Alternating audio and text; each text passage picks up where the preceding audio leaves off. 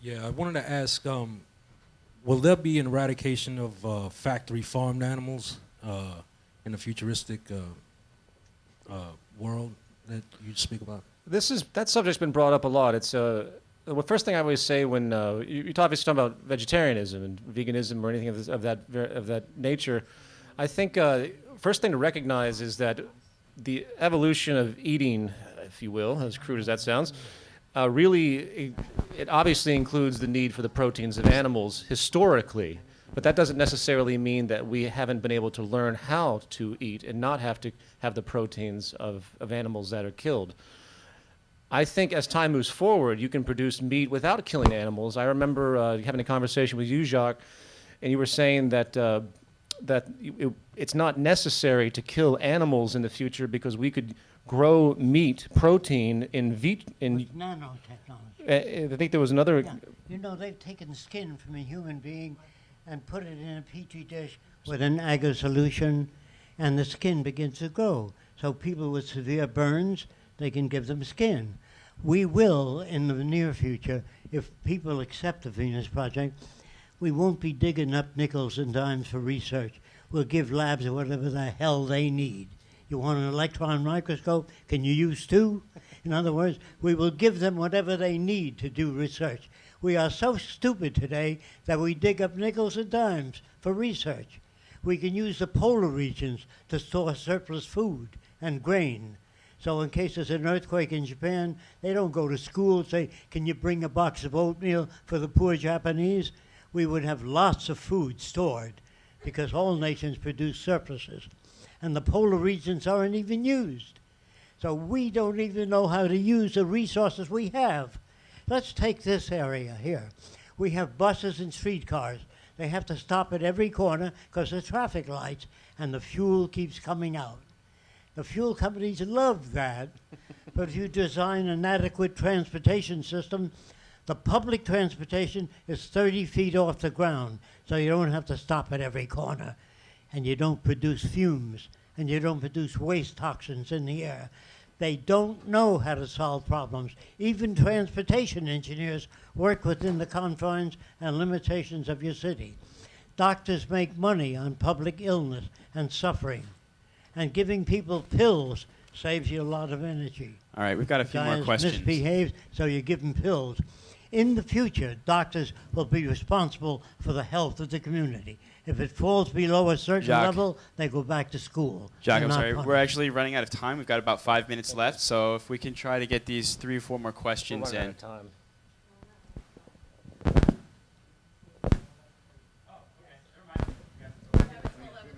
Let me say one quick thing though, as a final point, as a final point to the vegetarianism thing. The possibility of doing exactly what you state is definitely there. It has to do with the values of the people that are in existence. I certainly would have no problem with a completely vegetarian society, and I don't think most thinking people would. But it's a value system issue. And it is feasible to do what you described. So that's all we can really say. You know, we're not drawing lines here. You know, life feeds on life one way or another, and there is a certain matter of degree. I'm certainly horrified by the methods that are used to cultivate, say, chicken, where they load them full of hormones. They can't move. It's truly inhumane, and it's actually quite bad for your health what they're doing. But is there a humane way to do it? I mean, there might be, and maybe that could actually work out in the future where these animals do live very well, and then their sacrifice, if you will, goes to continue life itself. You know, that is the way it's been historically. So that's another angle of perception. So I just throw that out there. Also, scientific research today is really dubious. We don't know the outcome and who's putting up the money for the research. Is eating meat really bad in certain conditions or for certain people?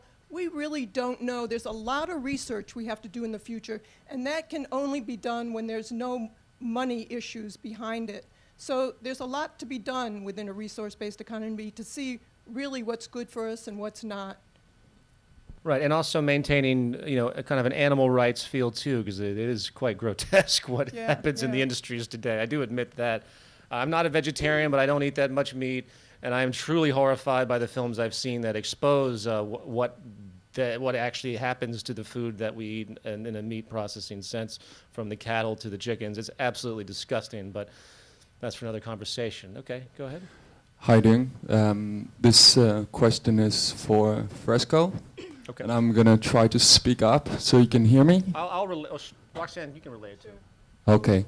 So you had a long and fruitful life, and you did a ton of research in your life. And I was wondering if you have any regrets, if you look back on your life, and something you would have liked, something you had changed, if you could look back and change it now. Something you would have changed if you could change it. Well, you're talking about what I'm doing now, trying to undo all the damage done to human mind today. In other words, when I look back at myself, I made all the mistakes that everybody else made. That's how you learn. There is no other way to learn. The guy that fooled with nitric acid and glycerin blew his building up, and he was blown to smithereens. His brother-in-law wrote, "Never fool with that stuff." And the only way you learn is by doing it. There is no other way. That's why a lot of people don't understand this when I say no one ever makes a mistake. They don't know.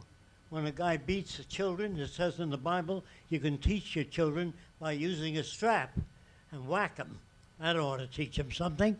Well, people are brought up to believe that. I don't believe they're doing anything bad. That's the way they're brought up. And I would say even serial killers are manufactured by this culture. All kinds of behavior is manufactured by this culture. If parents have no love to give their children, the children have no love to give. They don't even know what it means. Do you understand what I'm saying? I'm trying to tell you, no one is responsible for their behavior. When a Southerner says, "I'm gonna get me a nigger and I'm gonna kick his ass," he picked that up from the environment he lived in. He's not born that way. And keep dumping waste into the oceans without putting something back or cleaning out the oceans. I don't know if you know this, those of you that have seen our films, you'll see fish farms on the oceans, fish farms on the land. So we grow fish, put them back into the ocean. We don't do that. We just rake the bottom of the sea and damage the coral reefs and everything else because we're out to make a profit. That's all business concerned with, the bottom line, and that's profit, not the well-being of people. I think one other aspect of the point of no return is the fact that energy wars, which have already begun, and God knows what other types of wars could manifest as, say, water increases in its scarcity, which is a very clear trend. You know, historically speaking, most wars have been more or less for resources, but they've been more gratuitous. They haven't been based on scarcity. We're entering a new paradigm where wars can be what I consider to be real wars, where a country is starting to run out of something that it desperately needs, and it's going to be as cutthroat as possible to acquire it. The Iraq War obviously was of that nature, but that's just the tip of the iceberg. So I think the point of no return can also be thermonuclear destruction of the entire human species, because the people that are really in charge of those types of things in the Pentagon and all the military establishments in the world are of the highest level of sickness and distortion you could possibly come up with in order to even engage in industries of such. So I don't put anything past the sickness in that area, to the extent of sacrificing countless people for the sake of the stability of some remote society, whether it's the United States or China or anything else. So that's one level of that. Hi, Peter, Jacques, and Roxanne. I just want to say thank you very much. I think you guys rock. And there's a lot of focus on agriculture and things like that. Everything you say in the Zeitgeist Addendum, I just completely agree with, and I've been trying to tell people for the same thing for decades. And like on a more social level, like, you know, human beings are part of nature. We're kind of like agriculture. And I feel like most people walk around and they don't know what they are inside. They don't know how to relate to one another in a way that cultivates one another. Like I mean, every day in my life I interact with people, and they just create pollution in the way that they interact with one another, the way they treat one another, the way we speak to one another. We're so used to like looking and devaluing one another in order to keep, again, like on a psychological level they do it. Like they give power and they give energy to the elite, whatever powers that be, and they keep each other down, just like constantly, just verbally. That's what the system supports. And they don't realize that they're doing it. Well, that's And because they're victims of culture. That's if you're born, as Jacques pointed out, if you're born into a society that rewards those types of behavior, rewards cutthroatism, rewards absolute narrow self-interest, rewards tribal mentalities, like mafia mentalities. I mean, that's what corporations really are. They're mafias. people are not benefiting. Of course not. Benefiting from it, and they don't even realize that they're creating their own destruction. They will eventually. They will eventually. I can mark you that. But hey, I agree with you 100%. It's the win-lose situation, and it's also competition that feeds into that mentality. Absolutely. Even in families, and just like, I mean, you know, like families just like attack one another and like psychologically like feed off of one another. Yeah, it's a complex problem. That's called the free enterprise system. Okay, can we take the next question? Yeah. Has any thought been put towards creating a prototype city? That's one question, and then just a quick, short follow-up. Why is the Venus Project named the Venus Project? Those are my two questions. Because we live in Venus, Florida. Has nothing to do with the planets or metaphysicians or It used to be called socio-cyberneering, right? And as far as the city, well, you guys can answer that. You guys have been talking about trying to build a prototype city for a long time. Obviously, it's tricky whether we get a country to do it or whether it's some huge amalgam of money that could be possibly generated. It's a difficult. I'll let you talk about it, though. We've been, well, the 35 years I've been working with Jacques, we've been trying to do that. We've been going to different countries have invited us, and we've been talking about it, but for certain reasons it didn't come about, and we're still working on it with maybe possibilities someplace in Latin America, but we don't want to talk about it until maybe it's a reality. But we're constantly working at it. It's really, right now, the lack of funds. We have blueprints, we have animations, we have all sorts of, literally thousands of designs for cities and manufacturing plants, and Jacques just prolific about designs and, well, you've seen them, transportation, clean energy, how to make the factories, just all aspects of the social spectrum. So we're working on it the best we can. It's limited as to what we can do. It really depends on what everybody else does to introduce this. People are always asking, when are we going to have it done? Well, we're working all we can. Peter is working day and night. We're working day and night. I've never seen anyone take it up so seriously and work so hard at it as Peter. And yeah, bravo on the film. So, it takes that dedication. And we were working for 35 years in obscurity. And it took meeting one person, Peter, and having him put it into a film, and then just look what happened. Within a year, it's been a few years now, but we had chapters all over the world. So it depends on what everybody else does, whether it's going to happen or not. I'll just add one more thing. I don't believe that it will happen in this system. I think it's going to take a country that will fail and then say, we're not going to even worry about money for now. They're going to block themselves off temporarily, and they're just going to use their resources, and they're just going to build it straight with their resources. That's my rationale. I'm not sure if that's true, but I don't think the monetary system will even allow it to come to fruition, unless never say never, but a test city, what would it have to be, billions and billions of dollars to pull something like that off. So it's not some simple thing like a lo-fi, sustainable living thing, So anyway, hope that answers your question. Hello, Peter, Jacques, Roxanne. Thank you, Peter. You outdone yourself on this film, and like you said, I've met you before. Yes. Yeah. And what's your name? James. James. That's right. How you doing, James? I have two questions. I'll be really short. One question, one of the feelings I got from watching this film is when you brought up 3D printing, 3D printing, and then you mentioned the suggestion of how to share. Like if I printed out like a wrench, as you used the example, I would just give it to somebody. There's a growing, I think, trend with people who want to be more self-sustainable. So like people would, I hate to bring this up, but like pirate movies or pirate books. Yeah, and they would share it. And this mentality of sharing resources is sort of developing.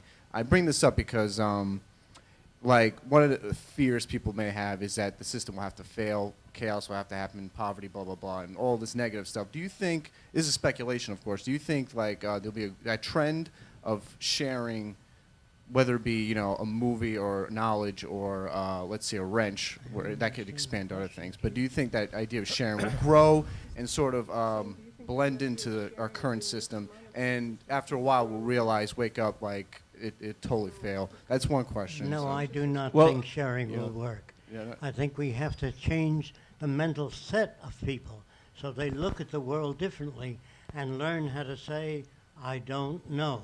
That's the most difficult thing for people to say. Sometimes we ask people, I did years ago, to think we'll ever get to the moon. No, not in 1,000 years. People have opinions about everything. Just say, I don't know. I know nothing about rockets. I know nothing about space travel. I don't know. But everybody's got an opinion about everything. And Well- that's the danger of your society. Because you're brought up to believe that everyone should have a right to their own opinion. I'm very much against that. If you lived across the way from me and I see 10 guys coming out of your apartment, I can have all kinds of opinions. You know what I mean? He might be a language instructor, a ballet instructor, an art instructor, but if you give everybody a right to their own opinion, there's a great deal of damage that's done. Just say, I don't know. What does she do with all those men? I don't know. That's very difficult for people to say that. I'll add one thing more specific, I think, to the question in the sense of what's happening as a phenomenon today, you mean. It's sort of this underground, like, torrent sharing where this media, first of all, music, film, all of these things can be digitized and made essentially free or at the cost of electricity. The fact that any of us buy this stuff is obviously only a product of this system and the profit mechanism. People do need to survive. That's why I put my films out for free, but I still need people to try and buy at least a few DVDs because it does take money to make films. But I do provide it all for free. That's one example of trying to give that type of notion of sharing. And there's an undercurrent in the torrent community and the open source community where people are slowly getting more poetic about it. But it's digital. It's all digital. And that's easy to do. It's easy to do the digital transfer because it doesn't take any type of material stuff to transport it around. But beyond that, I'm not sure how far it can go, you know what I mean? Never use force to bring democracy. Never use military systems. If people want to join with us, there may be some countries that won't join. But the more countries that join, the more you have to share, the higher the standard of living. So we think that eventually most countries will join. But when they get to see what it does, but a lot of people are not able to make that transition. They're not able to due to their background. Yeah, and I think as pointed out in the film, access abundance of material goods would set a standard of living for the world's people that would be unlike anything anyone's ever seen, that no one can even comprehend. If we don't, again, get past the point of no return where we destroy all of our minerals and they're scattered across the world, which could eventually happen. We still have plenty, but it's just a matter of time if this system is allowed to continue. Whether it's 10 years or 100 years, it really doesn't matter. It's still equally as detrimental. So who's next in the question?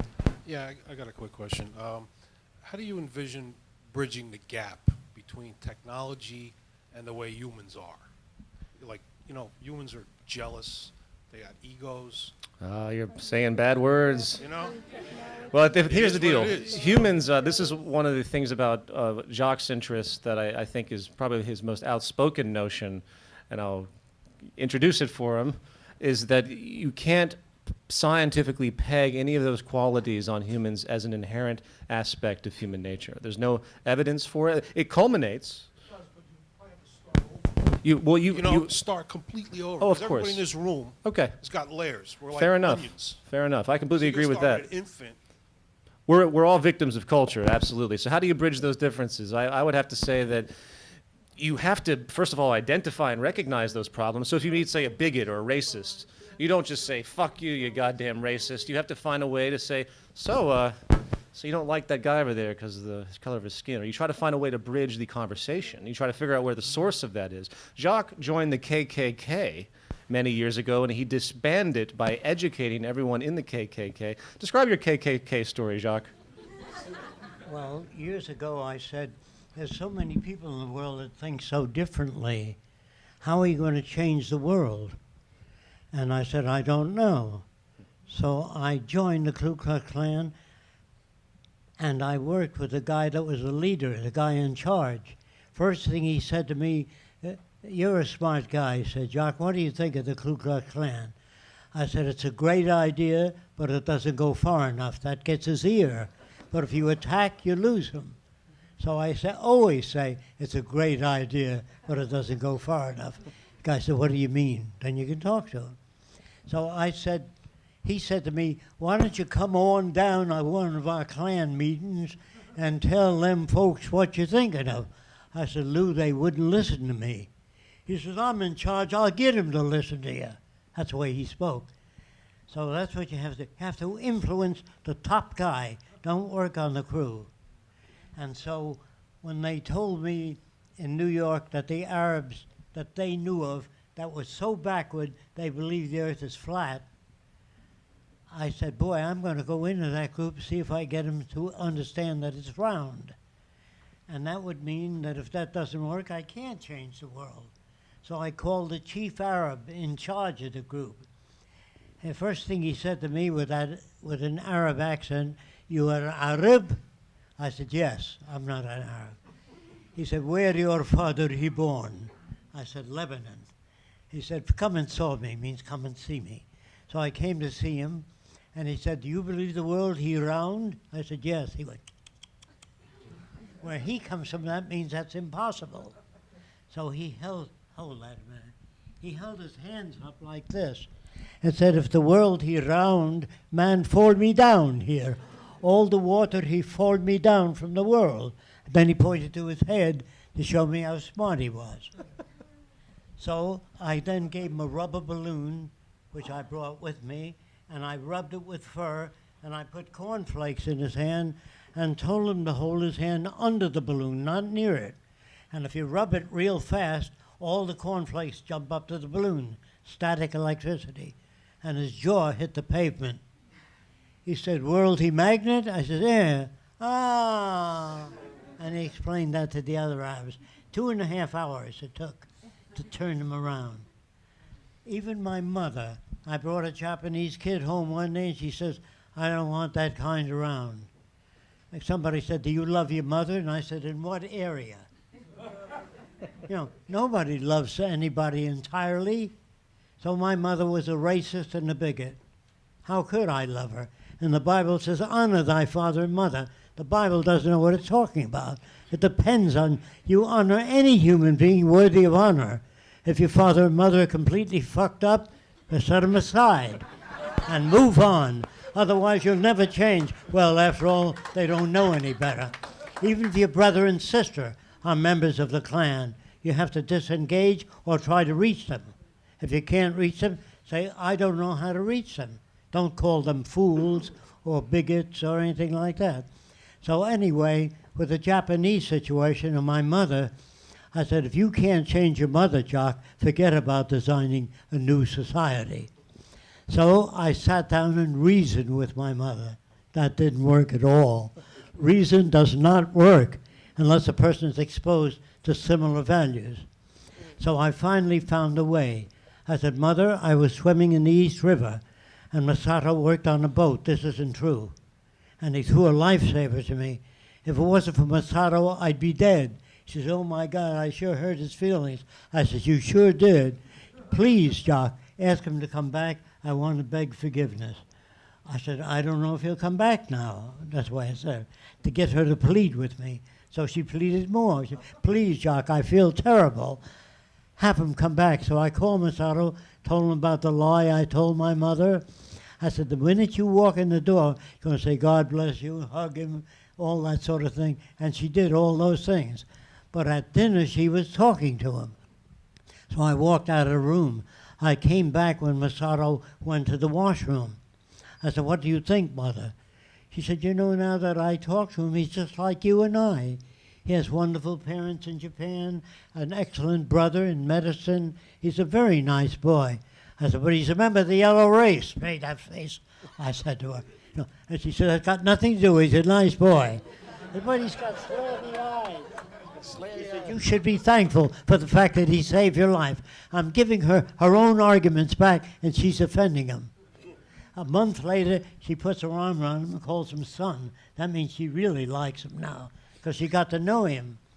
Then, when once that occurred, once my mother put her arms around him, I said, "Mother, he never saved my life." Then you can say that. He said, "You little devil," she said, "I would have never opened the door." You understand? So reason and logic doesn't always work. You have to, if you're smarter than they are, you have to use tools to get them around, but then tell them the truth later on. So I Okay? have a question A very exactly about wealthy- that. A very wealthy guy came over to my lab one day, and he says, "If you're so smart, how come you're not rich?" I said, "You're rich, how come you're not smart?" So he hired a guy to make a movie on me. And he left out all the social stuff because he wanted the movie to be successful. It was a failure.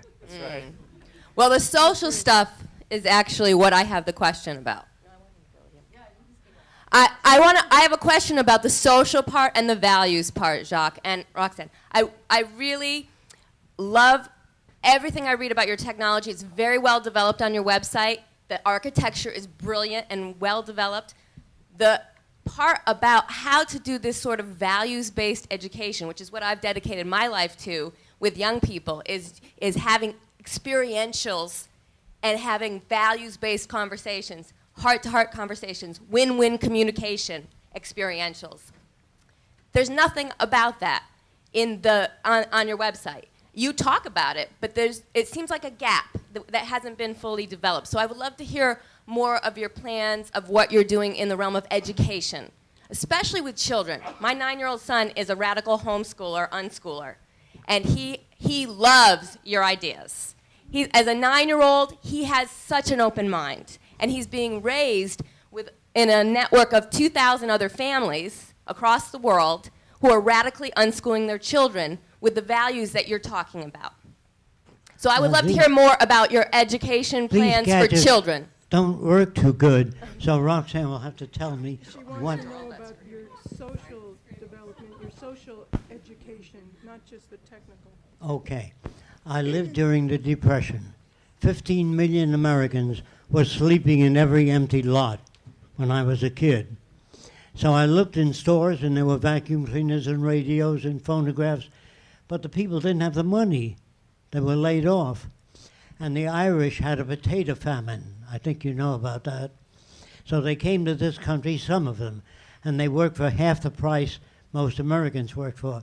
So the Americans wanted to beat up the Irish. You understand? Not because they were Irish, because they took their jobs away. Do you understand that? If people have jobs and access to the necessities of life, they don't hate, they don't kill, they don't rob when they have access. Just like the public library. You make books available to people, and if they don't return the book, they lose their library card. So next door to the library, we have a camera center where anybody can check out a camera. Next door, we have musical instruments, like the library, where anyone can check out any instrument. Therefore, no one's going to hit you on your head and take anything away from you if they have access to the necessities of life. I have no doubt about that. And I think it's the rules of the game that produce all the problems in human behavior. Husbands and wives don't know how to talk to each other. Children and parents don't know how to talk to each other. So in order to know those things, you have to ask yourself a question. How would you raise your children to be geniuses? I don't know. Just say, I don't know. Then look up the life of Leonardo da Vinci, Michelangelo, all the creative people, and study the elements that change their behavior. Those of you that don't know this, I used to read to my little boy at night in bed when he was 4 years old. I would read about dinosaurs, things kids are interested in. And then I said, when the Triceratops met the Brontosaurus, I closed the book. He said, what happened then? I said, if you learn to read, you can find out yourself. So don't teach children how to read. Give them a reason to want to learn how to read. Don't teach them arithmetic and mathematics, and don't use the language you use. The teacher used to look at my stuff and say, that's wrong. Those words tell me nothing. Think about it. That's wrong. What the hell does that tell you? Well, if the teacher says, that's not what I told you, that doesn't tell the kid anything. So if you show the kid how to solve the problem, that's sharing ideas. But words, the words that we use every day were invented, I said, hundreds of years ago. So we can't talk to each other. We have to develop a language that's not subject to interpretation. If you don't know what that means, the Bible, when somebody reads it, they say, Jesus meant this. Another person, no, he meant that. And the third person says, you're both wrong. He meant this. So you got the Seventh-day Adventists, the Jumpers for Jesus, the Catholics, all the different denominations, because it's subject to interpretation. When engineers talk to each other, they don't say, believe me, this is the best material made. They give you the tensile strength, the torsional strength, the compression strength. Do you understand? They don't have a language that's subject to interpretation. And that goes for all science. They say that this glass is designed to be bulletproof, and they tell you how it's made, and they shoot bullets at it to show you that it is. So we have to develop a language that's not subject to interpretation. When bridge engineers talk to each other, they don't say, I think he means the beam should be this size. The other engineer, no, it has to be this. No, they understand each other. When aeronautical engineers talk to each other, the language is a common language. It's highly technical, but they understand each other. When a doctor says to a nurse, scalpel, hemostat, clamps, well, the nurse doesn't say, I think he means this, I think he means that. It's a language not subject to interpretation. That's a major problem in the world today. Language is subject to interpretation. And we have to outgrow that. If the languages that are not subject to interpretation is mathematics, chemistry, physics, biology. When biologists talk to each other, they use a similar frame of reference, so that it's not subject to interpretation. The Bible was written a long time ago of a very old language, and is as full of shit as a Christmas turkey.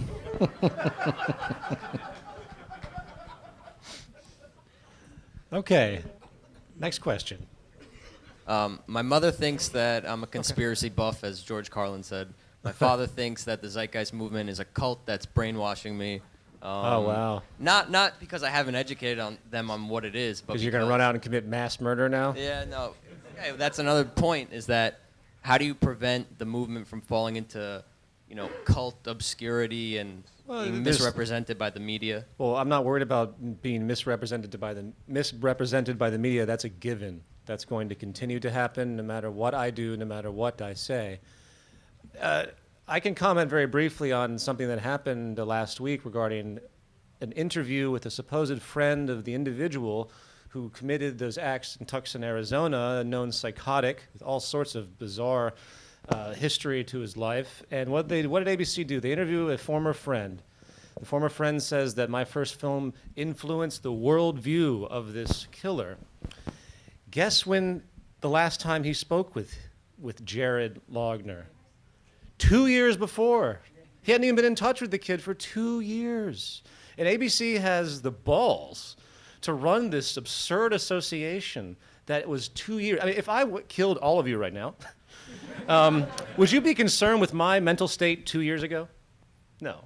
It would be absolutely irrelevant on every single level. So that was, I don't know where that came from. I think, frankly, all the press releases I've sent out, somebody somewhere said, boom, this kid said it, we're using it, we're running with it. Associated Press put out a full release to every single major mainstream, and now the lunatics, all the people that hate my films or hate me, the super conservatives have jumped on it that think now my films cause mass murder. Well, it's just like Helter Skelter and Charles Manson. It's just like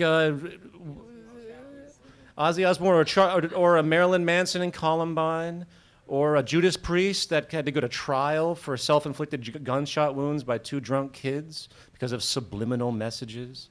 The scapegoat of the arts, especially counterculture arts, has always been there for as an excuse, as a scapegoat excuse for weird actions that the media doesn't want to have to face. They don't. It's completely unscientific. No criminal psychologist in their right mind would say some movie or some band is the set the pace for some weird, seemingly random act of violence. No one. And Dr. James Gilligan, who's in my film, would never in a million years even broach such an idea. So this is a media-generated propaganda nonsense, as far as I'm concerned. And to answer your question, there's nothing I can do except keep informing people and educating people the way I always have, and bring on more people to continue the education. And any arguments of us being a cult, which has no definition, you know, if we're a cult, then the Republican Party must be a cult. And I mean, they're probably more cultish, frankly, than we are, if you were to actually put it in terms of what the historical definition of a cult really is.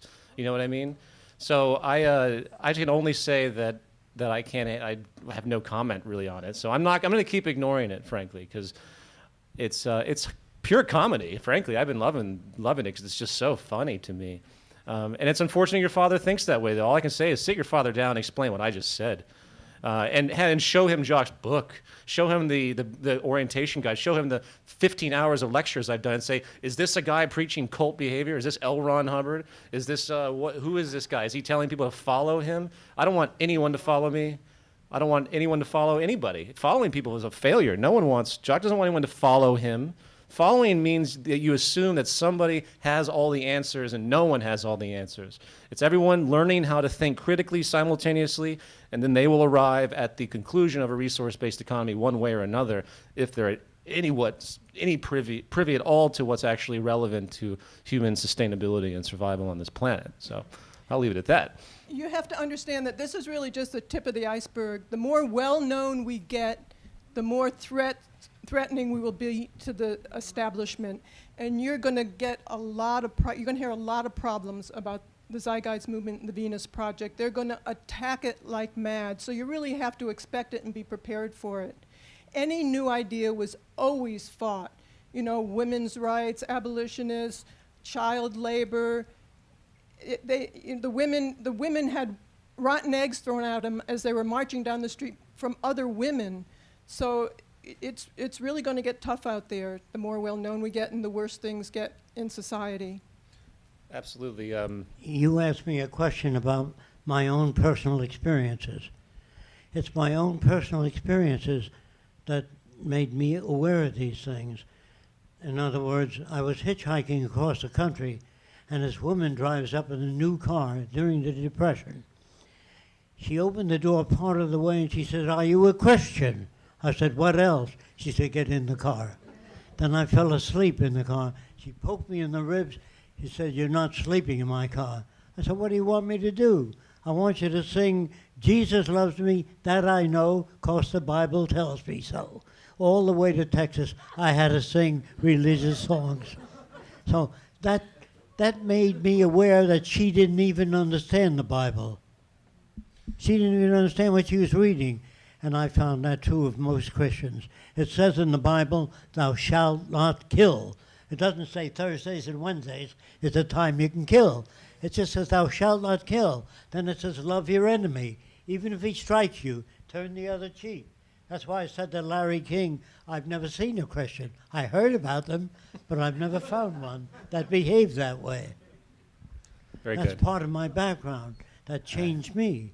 You know, running into the obstacles. You know what I mean? It wasn't that I can think better than other people. I just have been exposed to things like a priest that told me it rains to make the plants grow. So I raised my hand, said, "Why does it rain at sea?" I really wanted to know. And he said, "Hold your hands out," and he spanked me to beat the band. He was a dumb priest because he should have said, "You know, I hadn't thought of that." But why spank me? Because he was threatened. That's why he spanked me. Right, and that But goes I back. didn't do it to obstruct him or hurt him. I really want to know why it rained at sea. I said to him also, if the Lord wanted to, he could make the plants grow without rain. That would really be a miracle. And he didn't like that at all. So why does God have to make it rain to make plants grow? He can make them grow with a miracle. That would be truly a miracle. So you see, there's so much in the Bible. That's why I never read the comic strips. It's funnier than any comic strip. It's really impossible stories. We've got time left if you believe for in God. Yes. We gotta get a few more questions. We actually don't have any more time Oh, we're left. I already told this guy we'd get his question, so if we could answer it very quickly, Okay. then we got to get out of here. So. Yeah, it's kind of a broad question, but maybe it's a quick answer. And it speaks to what Jacques was just talking about, but where is there room in the emergent society and what you're trying to accomplish for the multitude of spiritual aspects that humans want to This whole take on? society is to eliminate war, poverty, hunger, really gives a viable working solution for that this system doesn't even touch. It perpetuates it. So I don't know how that could be any more spiritual than the verbal lip service that the spiritual people talk about today. This is real spirituality to me. I'd say functional spirituality That's is the right. word we often use. Yeah. So that's a gigantic question because people can redefine that however they like. There's all sorts of ideas in relationship to the term spiritual.